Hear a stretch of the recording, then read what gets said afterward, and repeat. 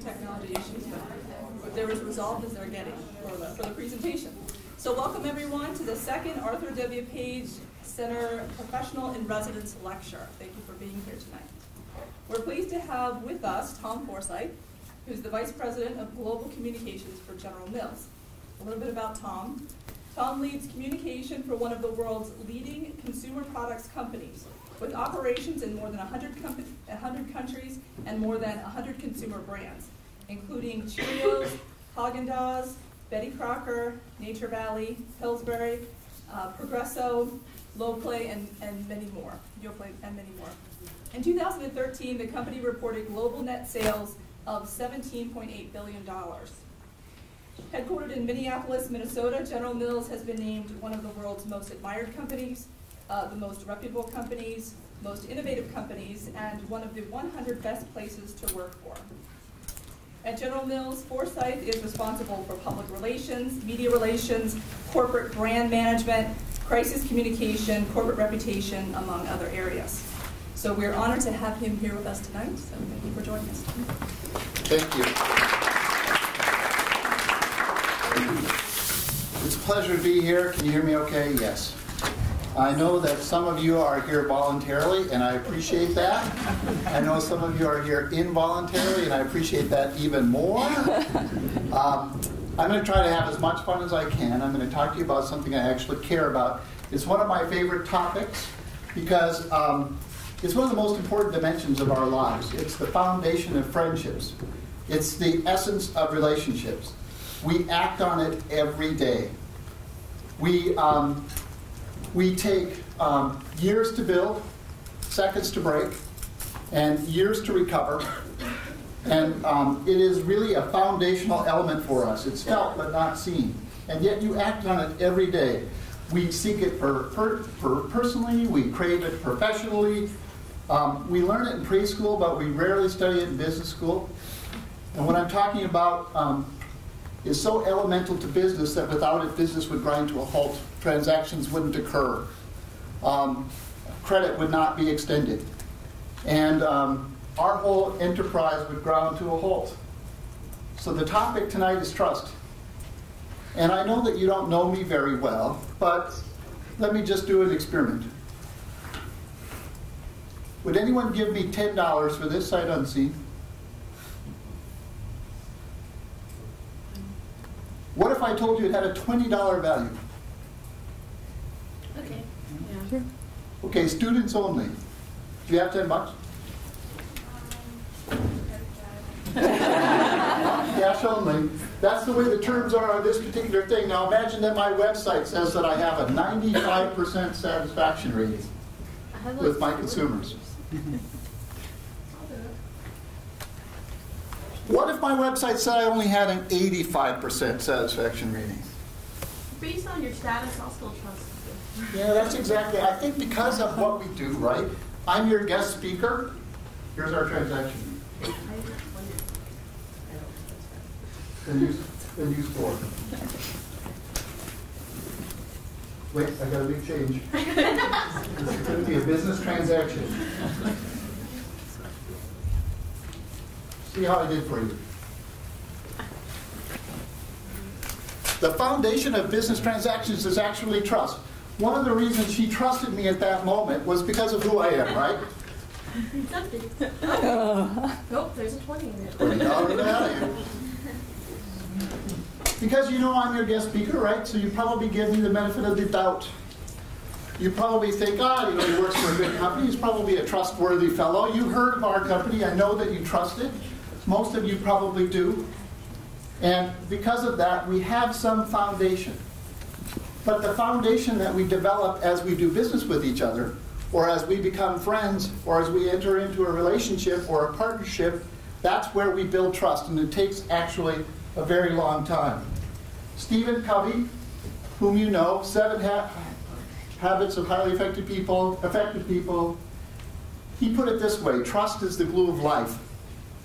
It's the most essential ingredient in effective communication. It's the foundational principle that holds all our relationships. So let me tell you a little bit about General Mills. We've been around a long time. So we trace our roots to the Mississippi River in Minneapolis, Minnesota, where we're still headquartered, to 1866. So in 2 years, we'll celebrate our 150th anniversary. During that time, we've developed relationships with all of you. We have leading brands. We have brands you for certain know. What the statistics would say is that last time, well, you know, many of you are college students.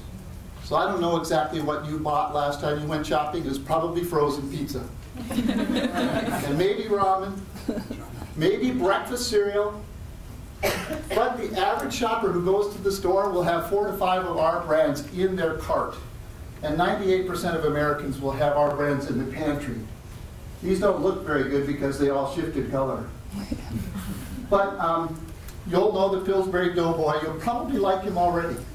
You probably grew up with some of these characters. Buzz, by the way, I don't know if you know that Buzz actually has a name. He's Busby. And in fact, our relationship goes back so far that for most of you in the room, if you're American, we probably made the product that you first successfully fed yourself. I know I said some of you this earlier today, but the very first product you likely ate on your own came from your high chair tray, and you learned at about 9 months to pinch these 2 fingers together, the pincher motion. And when you did, the pediatrician suggested to your parents, 4 out of 5, that perhaps it's time for you to begin feeding yourself some simple foods. And this is the product 4 out of 5 pediatricians recommended. Most of you probably, this is the first product you ever ate that you fed yourselves. Inherent in that relationship, you can imagine, is a deep degree of trust. Because your mom, when she put that product on the high chair tray, had to trust us with the most important person in her life. That's the nature of the relationship we have with our consumers. So a little bit more about the company. Yes, we're one of the world's largest food companies. We market products in more than 100 countries on 6 continents. We have 41,000 employees. More than half of those are outside the United States. We're roughly $18 billion in sales, fiscal 2013. We're now 3/4 into fiscal 2014. That does not include about $1.2 billion in joint venture sales. So that's our consolidated sales. And these are some of the products you'll see. Around the world, our products may not be exactly the same as they are here in the US, but every single day, 60 million servings of cereal we provide around the world. In the US, about 30 million. So somewhere in the US, 30 million people had our cereal this morning. We do 27 million servings of Yoplait every day, 12 million Nature Valley bars, 5 million Pillsbury, and this should say chocolate chip, because there's 5 million chocolate chip. If I added peanut butter and so on, the number actually goes up. And 2 million pounds of green giant vegetables every single day. Every one of those is a choice. And every one of those choices hinges on trust. You have to trust these products to give us your money based on this long relationship we have of 150 years, and it has to deliver. So General Mills has to deliver just on that sheet, just those 5 brands, 100 million times a day. And every one of those interactions is a chance for us to lose that trust. So the food industry is a very high bar relative to creating trust, because food is life, food is culture, food is how we associate, food is how we celebrate, food is how we gather. We actually serve these products to the most important people in our lives, our friends, our families, and when we make them, we're actually doing something that's extremely intimate. So this is not putting shampoo on your hair. This is not deciding what shirt you're going to wear. This is something you're going to put into your body every single day. So there's a high degree of trust that goes into it, and all of that became cultural. So you grew up with a certain culture, and most of you on a holiday, you know, Easter's coming up. So some people have ham, some people don't have ham. Some of you wouldn't think it was Easter if you didn't have ham. That's just an American concept, because around the world, some moms look like this, and some families look like this, some families look like this. They grew up with completely different types of products. We have to serve all of these consumers. And it's true around the world. So wherever we go, we're actually serving people these same very intimate products that are sensitive to their culture, reflecting their tastes.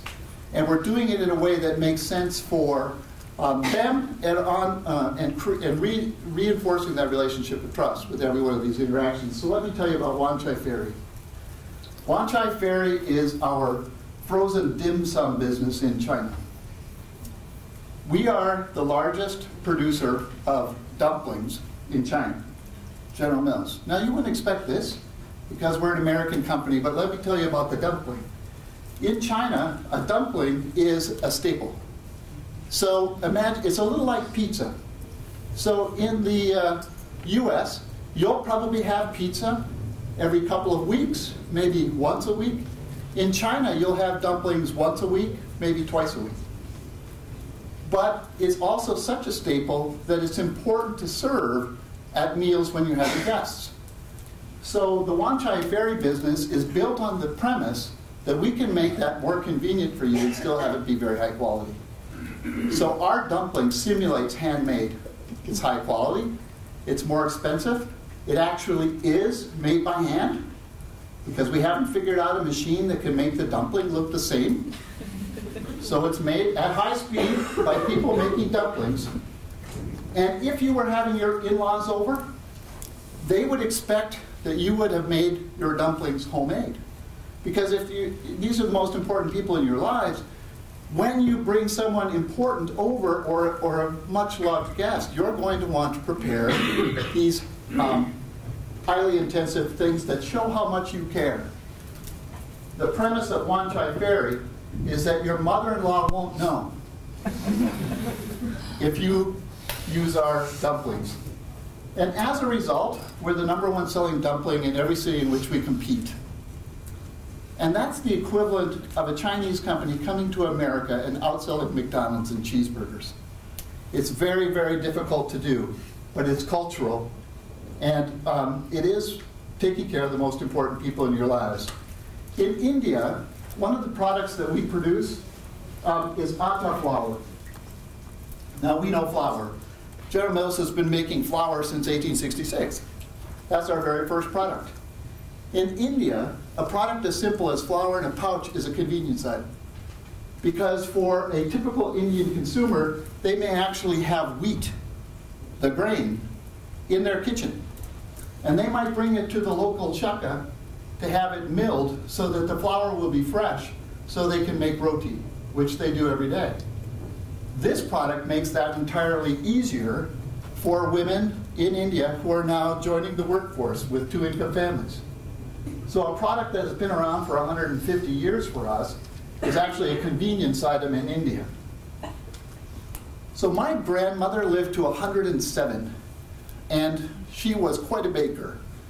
So she could make cookies, bread, apple pie. She would win blue ribbons for these sorts of things at the county fair. These are the memories I grew up with. When I went to work for General Mills, my grandmother said, "General Mills, oh, you make gold medal flour." And I said, yes, we do. She said, "That's the only flour I've ever used." In her 100+ years, she was loyal to one brand of flour for her entire life. And she said, "You know that Pillsbury flour? I've never used that." I didn't have the heart to tell her that we're Pillsbury too. But grandmother was very loyal to Golden Hour flour because it had always delivered for her.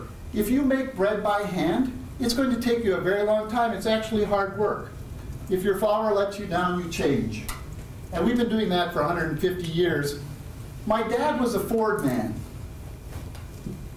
And so car loyalties are kind of interesting. You grow up with them. Sometimes a little less important than it was then, but Ford men and Chevy men, they didn't drive the other car. My dad had 2 cars in his entire lives that weren't Ford. One was a Plymouth, one was a Chevrolet. They both gave him trouble. He didn't like either one. And every other car he ever bought in his life was a Ford. So guess what I bought as my first car? I bought a Ford. That's loyalty, that's trust. And that was not my dad. So I'm going to try an experiment just to see if this works. Did anyone see the General Motors CEO testifying in front of Congress?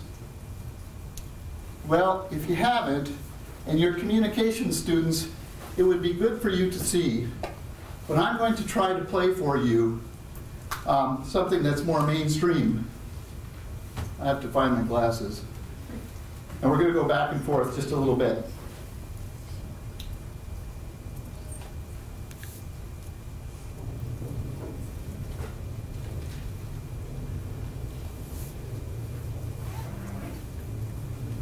I thought it was anyway.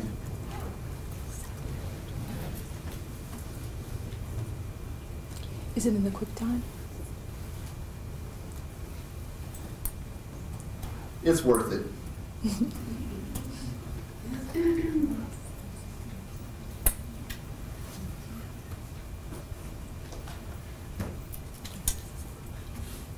All right. It's taking me too much time. Who saw Saturday Night Live this weekend? You see the Open? In the Open, they actually torture the CEO of General Motors, the other GM, as she went through her conversation with Congress, where all of her answers were, "We're investigating that." And, you know, when they asked her in the spoof, which is worth watching, who preceded you as the CEO of General Motors, she said, "Well, that's part of our investigation." It's actually a pretty good performance. I have to tell you, as a communicator who does what I do for a living, and if I were faced with the hand of cards she had, I don't know that I could have done much better. So this isn't a criticism. It's just that when you let people down, when you fail to live up to their trust, when you have an episode like General Motors where they didn't do the recall that they should have done over a part that's 57 cents, and there could be even criminal liability relative to whether or not they changed the part number, you'll have a very hard time restoring that trust. Who saw the Toyota acknowledgement of lying to Congress and lying to the people and lying to the regulators over whether or not they had actually had a sudden acceleration problem? They agreed to pay a $1.2 billion fine in conjunction with this case. It received very little coverage. But when I was picking up a rental car, I had the opportunity to change it for another rental car that's in the same row. If you don't like the one you have, you could drive a different one. I looked at the Toyota and I decided against it. Here's what the industry rankings were for trust. This is the Edelman Trust Barometer for 2014. It's interesting research. I look forward to it every year. If you haven't seen it before, it's worth taking a look. Edelman's been studying trust around the world now for 14 years. Here's where the automotive group was in 2009. Here's where they are in 2014. I'll make a prediction for you. Based on what happened to General Motors and what happened to Toyota, I think this number will be more like that next year. And that's going to impact major decisions. When you're purchasing a vehicle, you might say to yourself, Toyota actually acknowledged deceiving the people about having a sudden acceleration problem and paid a $1.2 billion fine. General Motors has this particular issue and failed to make that recall. You might go down the road and you might choose a different car from a different car dealer. So Covey says there are 5 types of trust. The first is self-trust. Self-trust is you. Do you trust yourself? Do you know what your values are? Do you live up to your own expectations? It's the foundation, because if you don't trust yourself, you can't trust others. The second level is relationship trust. And this is between two people. The underlying principle of relationship trust is consistency. Are you the person that I think you are? And have you demonstrated over time that I can trust you and maintain a relationship? The third level of trust is organizational trust. So this is where you get to a level of like a leader. And you're deciding what company to join. And I told you at the beginning about General Mills being an admired company and a good place to work and so on. I have to tell you, no matter how good you are at PR, you can't make that stuff up. It has to be true. So the reason we have these rankings is because it happens to be true, and because all of us are working very hard to make it true. But that comes from the top. If it's a company that doesn't care about its employees, doesn't invest in their development, doesn't support them when they have needs for flexibility, then you're going to trust that company a little bit less. And that will be a company that has higher turnover, lower success rates on job offers and recruitment. And it will not be the same type of place where you might spend your entire career. The fourth type of trust is where we're going to spend most of our conversation. It's marketplace trust. It's like that transaction we just did. Based on that transaction, I bet you would buy the next envelope. Yeah, see. Yeah. So if you consistently deliver on this part, this is the fundamentals of business. This is where you know how we're going to perform based on our past performance. And the underlying principle of marketplace trust is reputation. What do I know about you? What have you done in the past? What can I infer from you as a company based on the reputation that you have with your consumers, with other people I know, with my dad who's a Ford man, with your mother who's making ham? This is where that thing comes from. Marketplace trust. When things go bad, can you trust the company to do the right thing? And doesn't that influence your view of their brand, your loyalty to their products, and your willingness to buy from them? At General Mills, we have 5 values. And the reason this is important is because values are what make the company the place it is. If we have 41,000 employees and half of them are outside the United States, how do I ensure that everyone is doing the same types of things? How do I make sure that the company that's selling dumplings in China has the same commitment to delivering on that marketplace trust as the company in the US that's making cereal? And it's harder than it sounds, because for a global organization, we're operating around the clock, 24/7. Everyone's trying to deliver profit and sales performance. So you actually have some pressure. And if stuff goes poorly, somebody might try to fix it. Or somebody might try to say, you know, I don't want other people to know that, so I'm going to sweep it under the rug. Someone might pay a bribe in order to win business. And there's a lot of parts of the world where this can happen. So the only thing we have to protect us in this regard is being a trust-based company and being a values-based company and driving that through our leadership into the entire organization. As the head of communications, if I have a problem yet tonight with a crisis that happens somewhere in the world, what I need to know is the General Mills employee that I'll be listening to explaining the situation will always tell me the truth, and that they won't hide anything from me. And based on that, because they'll have the consumer foremost in mind, they'll be protecting our customers and they'll be protecting our brands. They're going to do the right thing. Here's what the rest of these values mean. Play to win. We're not interested in being second. You know, we didn't sign up to be second. Anybody who really wants to be second, that's really not the way to actually drive the kind of performance that you really want to do in business. And so that's a different place. We have act boldly, move quickly. Now this one for us is a little aspirational because we're not always as quick as we should be, but we're trying to be better. So we're trying to take bold actions in the marketplace and move faster. Because one of the problems for a company our size is that smaller companies may be faster and more agile. Win as a team means you don't win at somebody else's expense. We're all in this together. And you actually also, as a leader and as an individual, need to grow and inspire others around you to do the right thing as well. And obviously, do the right thing is the foundational element. Inside a brand, General Mills, we have a very valuable brand and a very valuable company. The estimated value of just the corporate brand at General Mills is somewhere between $3 and $5 billion. So that's how much money I'm playing with when I make decisions that might incur on that trust that's been built over 150 years. Because you can destroy a company's relationship in a heartbeat. The corporate brand is the brand that we use to go to very many stakeholders. Most of what we sell you in our unusual business model is brand direct. So we advertise Cheerios, we advertise Betty Crocker, we advertise Nature Valley. We don't even tell you they're from General Mills.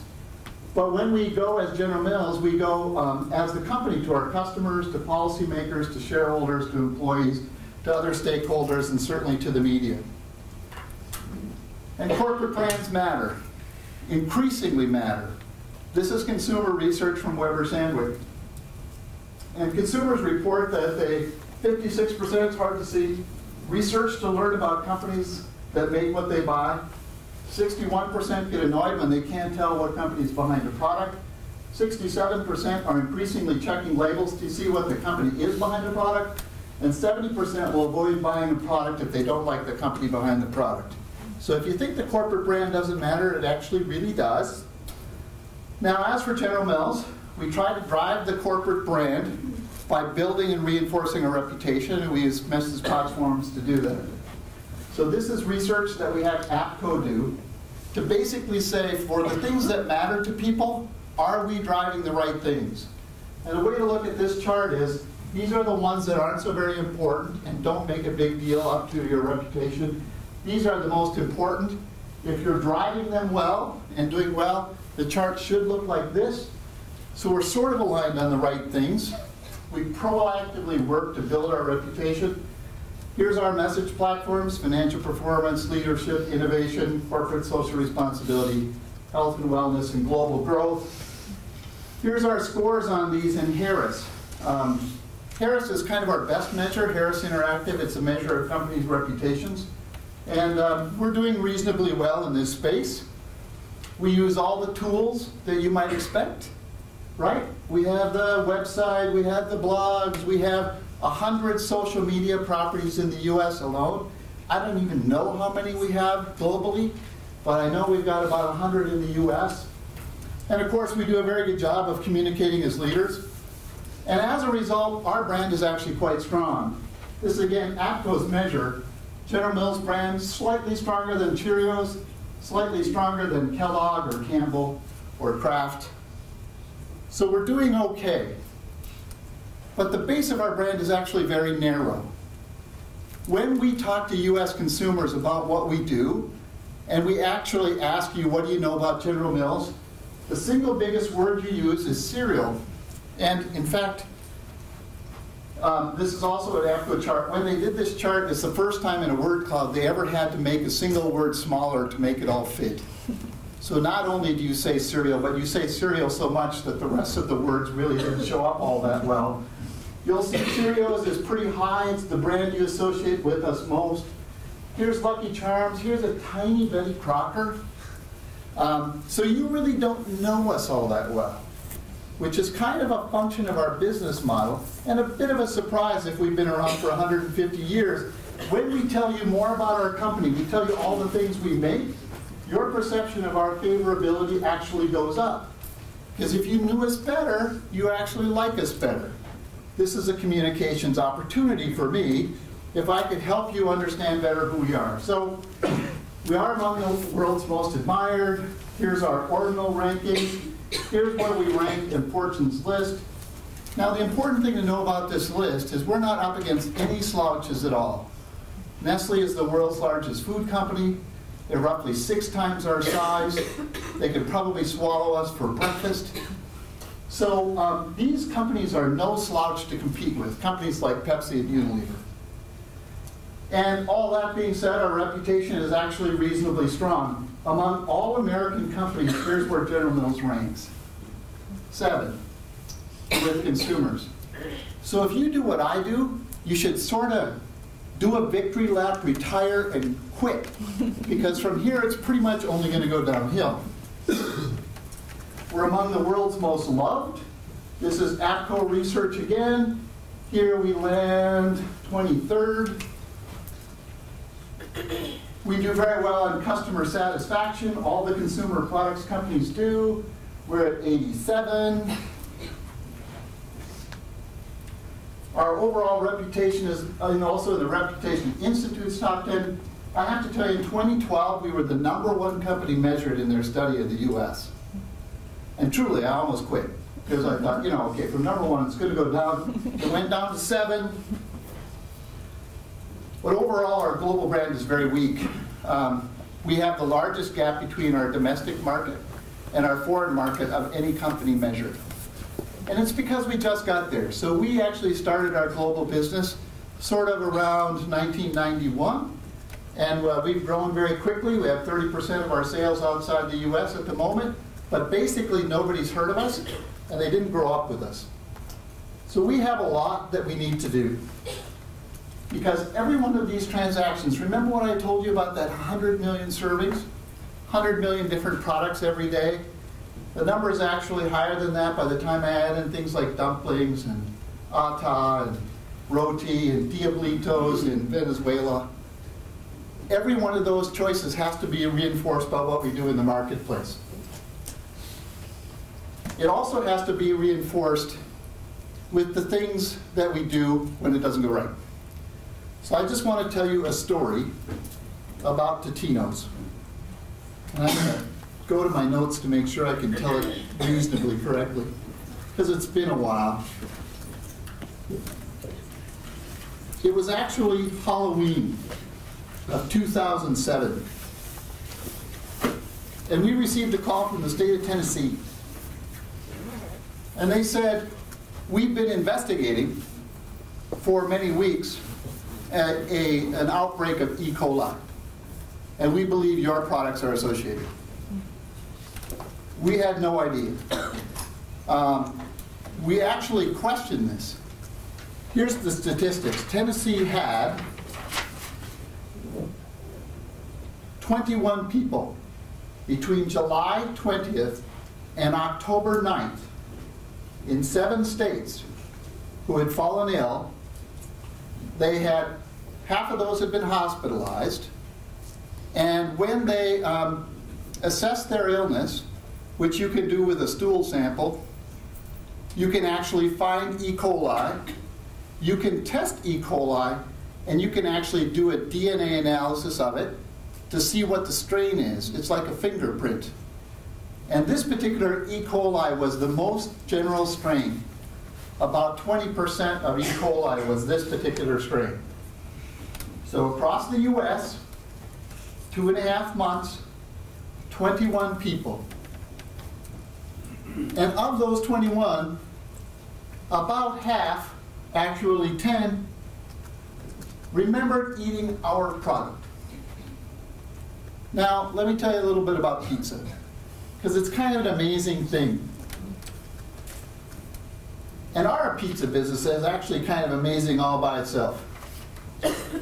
So we make these pizzas, we sell them on a value basis. If you're a college student, you probably have one of these. They cost about $1.25, which is a pretty good deal. So it's entirely value-based, and as a result, we're the #1 seller of frozen pizzas in America. Now, you wouldn't expect that either. We don't talk about this much. We sell 1 million of these every day. Actually, a little more than that. There are 316 million Americans. About 300 million of those could possibly eat pizza. Some people are not capable of eating pizza. And of those 300 million people, if I'm selling 1 million pizzas a day, that means if they eat it by themselves, 1 out of every 300 Americans had our pizza today. And if they shared it with someone else by eating only half, it would be 1 out of 150 Americans today. So how many people do we have in the room? About this, in the zone, maybe 100. Anybody have Totino's pizza today?